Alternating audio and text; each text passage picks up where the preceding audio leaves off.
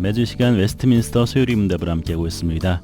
세안교회 전희문 목사님 나오셨습니다. 목사님 안녕하세요. 안녕하세요. 네, 지난 시간에 예수 그리스도의 세 가지 직분에 대해서 알아봤는데요. 첫 번째로 선지자, 두 번째로 제사장, 세 번째로 왕의 직분을 맡고 계신 분이 예수님이라고 하셨어요. 간단하게 설명해 주시고 넘어가겠습니다. 그러니까 예수님께서 구속자로서 무슨 직분을 행하시는가 하는 23문에서 네. 선지자, 제사장, 왕의 직분을 행하신다. 네. 그런데 그 직위는 낮아지신 신분과 높아지신 신분을 통해서 성취하신다. 네. 그렇게 말씀을 드렸는데 사실은 낮아지시고 높아지신 양 지위에 대해서 좀 정리를 해드린다면은 네. 낮아지신 신분 혹은 비하의 신분은 하나님이신 예수님이 인간의 몸을 입고 땅에 내려오신 거예요. 네. 그리고 인간의 몸으로 고난 당하시고 인간의 몸으로 십자가에 죽으신 거예요. 놀라운 일이죠. 그렇죠. 그러니까 핵심이 십자가에 죽으심으로써 우리의 죄를 구속하시는 것이죠. 네. 자, 그런데 거기서 끝나는 것이 아니라 부활하시고 승천하시고 우편 보좌에 계시고 네. 성령을 보내셔서 우리와 함께 하실 뿐만 아니라 우편 보좌에서 하시는 일이 있어요. 그게 뭐냐? 지금도 우리를 위하여 간구하시죠. 네. 중보기도. 예. 그러니까 우리가 함부로 중보기도, 사람이 하는 기도를 중보기도라고 써서는 좀 이게 좀 그렇다 하는 이야기가 바로 그거예요. 그렇기 때문에. 그렇죠. 네. 십자가에서 우리 죄를 대신하는 중보자셨고 네. 그걸로 끝난 것이 아니라 승천하셔서 성령을 보내셔서 성령이 우리 안에서 그리스도에게로 인도할 뿐만 아니라 주님께서 친히 우편 보좌에서 우리를 위하여 빌고 계시다는 사실이에요. 네. 중보 기도예요. 그게. 그러니까요. 네. 낮아지시고 높아지신 이 직위를 통해서 구속자의 사명을 감당하신 것이죠. 네. 그것이 23문이었는데 그러면 오늘은 이제 24문을 공부하게 되는데 24문은 뭐냐면 그 세 가지 직분 중에서 첫 번째 선지자직 네. 그 부분을 공부하게 되겠습니다. 그렇군요. 예. 23문 제가 읽겠습니다. 예. 그리스도께서 어떻게 선지자의 직분을 행하시는가? 답입니다. 그리스도께서 선지자의 직분을 행하시는 것은 우리를 구원하시고자 하시는 하나님의 뜻을 그 말씀과 성령으로 말미암아 우리에게 나타내는 것이다. 네. 자, 여기서 선지자직, 선지자라고 하면 지난번에 말씀드렸듯이 하나님의 뜻을 전달하는 사람이죠. 네. 그러면 그리스도께서 친히 오셔서 자, 여기에 답이 있습니다. 우리를 구원하시고자 하시는 하나님의 뜻을 그랬어요. 우리를 구원하시고자 하시는 하나님의 뜻을 그 말씀과 성령으로 말미암아 우리에게 나타낸다. 네. 그래서 중요한 것이 말씀과 성령이지요. 자, 그럼 우리가 첫 번째로 생각해 볼 것이 그리스도께서 어떻게 선지자로서 우리에게 나타나는가. 그것은 그리스도께서 선지자로서 우리 구원을 위하여 하나님의 뜻을 나타낸다는 거예요. 예. 그러니까 지난번에 말씀드린 대로 예수님이야말로 나타난 계시예요. 네. 성경이 하나님의 기록된 계시라면 그 기록된 계신 성경이 말씀하고 계신 분이 누구냐? 예수가 구원자다. 네. 그 이야기를 한다는 거예요.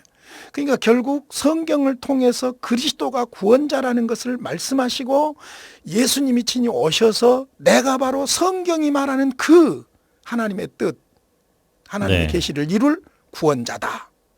그래서 예수님은 선지자적인 직분을 감당하신다는 그런 말씀이죠. 네. 그렇다면 그리스도께서 나타내시는 하나님의 뜻, 여기에서 우리를 구원하시고자 하시는 하나님의 뜻을 그랬잖아요. 네. 그렇다면 그리스도께서 나타내시는 하나님의 뜻은 무엇을 의미하는가? 그냥 결론부터 말하자면 성경을 말하거든요. 하나님의 예. 뜻은 전부 성경에 있잖아요. 그렇죠. 그러나 이걸 구체적으로 말한다면 그리스도께서 나타내시는 하나님의 뜻은 하나님의 모든 계획 혹은 하나님께서 우리로 구원을 얻도록 하기 위해 우리에게 알게 하시고 믿게 하시고 행하게 하시는 모든 거예요. 네. 그게 어디에 있느냐? 성경에 있죠.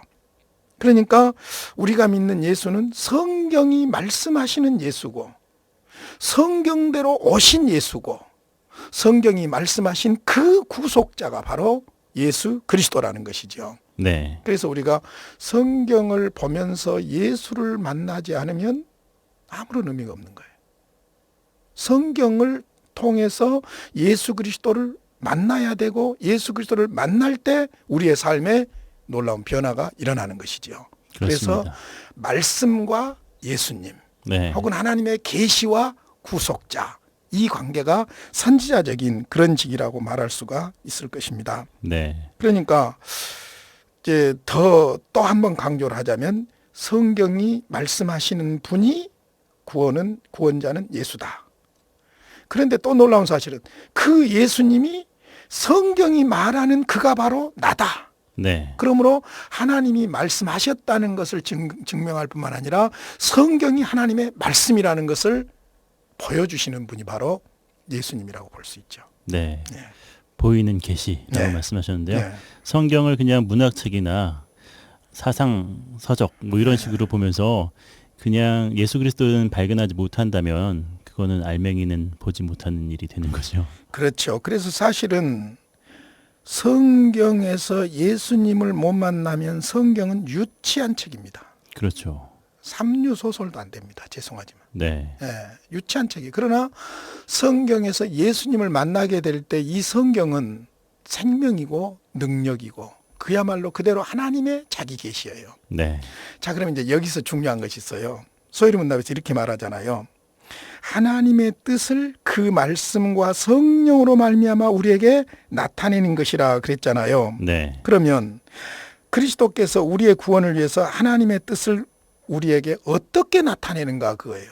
어떻게 나타내는가. 두 가지예요. 뭐라고 했습니까? 그 말씀과 성령으로 말미암아 그랬죠. 네. 그러니까 첫 번째로는 그의 말씀으로 나타내십니다. 말씀은 성경을 말하지요. 자, 그래서 요한복음 20장 31절 대표적인 구절 하나를 소개해 드릴게요. 예수님이 친히 하신 말씀입니다. 오직 이것을 기록함은 너희로 예수께서 하나님의 아들 그리스도이심을 믿게 하려 함이요. 또 너희로 믿고 그 이름을 힘입어 생명을 얻게 하려 함이니라. 아멘. 이것을 기록한 성경을 기록한 목적이 있어요. 너희로 하여금 예수가 하나님의 아들 그리스도 구속자라는 것을 믿게 하기 위함이고 그 구속자를 믿어서 영생을 얻게 하기 위해서 성경을 기록하고 있다. 그러니까 그리스도는 그의 말씀을 통해서 하나님의 뜻을 나타내고 있다는 것이죠. 네. 자, 그런데 이제 이것은 객관적으로 계시된 것이고 기록된 것이지만은 그것이 그리스도가 나의 구주라는 것을 믿을 수 있도록 역사하시는 분이 누구냐? 성령님이셔요. 그래서 하나님의 뜻을 어떻게 나타내느냐? 말씀과 성령으로 그랬어요. 네. 그의 성령으로. 그래서 요한복음 14장 26절에 보면 보혜사 곧 아버지께서 내 이름으로 보내실 성령 그가 너희에게 모든 것을 가르치고 내가 너희에게 말한 모든 것을 생각나게 하시리라. 이거는요. 예수님이 마지막 십자가에 운명하시기 전에 요한복음 14, 15, 16장 다락방 설교라고 있습니다. 다락방 강화라고도 하는데 거기에 핵심 내용이 뭐냐면 내가 얼마나 있으면 죽는다. 그 다음에 내가 얼마나 있으면 너희들에게 온다. 네. 그 이야기를 하셔요. 이해를 못해요, 제자들이. 그러니까 죽으시고 부활하시고 승천하시고 성령을 보내실 것을 약속한 것이 다락방 강의 핵심 메시지입니다. 네. 성령 그가 오시면 너희들을 나에게로 인도할 것이다. 너희들에게 내가 말하는 것을 다 깨닫게 될 것이다. 네. 그러니까 아까 우리가 이야기했잖아요. 성경을 통해서 예수님을 만나지 못하면 소설도 아니다. 그런 이야기를 했잖아요. 예. 그런데 그 성경을 통해서 예수님을 만나도록 누가 역사해 주셔야 돼요. 성령께서. 성령 하나님이에요. 네. 성령 하나님이 성경의 원저자일 뿐만 아니라 성령 하나님이 그 성경을 통해서 구속자 예수를 알 수 있도록 조명해 주시는 거예요. 네. 그러니까 사실은 참된 믿음의 동력이 두 가지입니다. 참된 믿음의 동력이 두 가지인데 하나는 하나님의 말씀이고 하나는 성령의 역사심이에요. 네. 그 로마서 10장 17절에 보면 믿음은 들음에서 나며 들음은 그리스도의 말씀으로 말미암느니라. 네. 뒤집어 보면 그리스도의 말씀을 들음으로 믿음이 생겨난다. 네. 그럼 그리스도의 말씀이 뭐예요? 그리스도를 성경이죠. 증거하는 성경이죠. 네. 그러니까 성경을 들음으로 예수가 구속자라는 것을 알게 되고 믿게 되고 고백하게 되고 구원을 얻게 되는 것이죠. 그렇게 되도록 역사해 주시는 분이 바로 성령 하나님이라는 겁니다. 네. 그러니까 사실 하나님께서 선택한 사람들을 위해서 예수님이 십자가에 죽으셨는데 선택한 사람들은 성경을 통해서 혹은 말씀을 들으면서 예수가 구주라는 것을 받아들이게 돼요. 네. 그것을 이제 우리가 신학적으로는 하나님의 부르심 중에 유효한 부르심이라고 그러죠. 예. 효과적인 부르심. 똑같이 예수 믿으세요. 예수 믿어야 구원 얻습니다. 듣는데 어떤 사람은 받아들이고 어떤 사람은 안 받아들여요. 네. 받아들이는 사람은 바로 성령께서 그 안에서 역사하셨기 때문에 유효하게 효과적으로 부름이 된다는 그런 말씀이죠. 그래서 하나님의 뜻을 우리를 구원하고자 하시는 하나님의 뜻을 어떻게 이루시냐면은 그 말씀과 성령을 통해서 이루신다. 그렇게 볼 수 있습니다. 네. 한편에서는 성경만 강조하고 또 한편에서는 성령의 역사만 강조하는데 그것이 아니라 둘 다. 아주 중요한 이제 질문입니다. 그 다음 이야기하고 연결되는 거예요. 네. 자, 예를 들자면 그리스도의 영이 없는 그의 말씀은 우리의 구원을 위한 하나님의 뜻을 우리에게 가르치는데 충분한가? 하는 부분이에요. 첫 번째가 질문이. 네. 두 번째로는 그리스도의 말씀이 없는 그의 성령은 우리의 구원을 위한 하나님의 뜻을 우리에게 가르치는데 충분한가?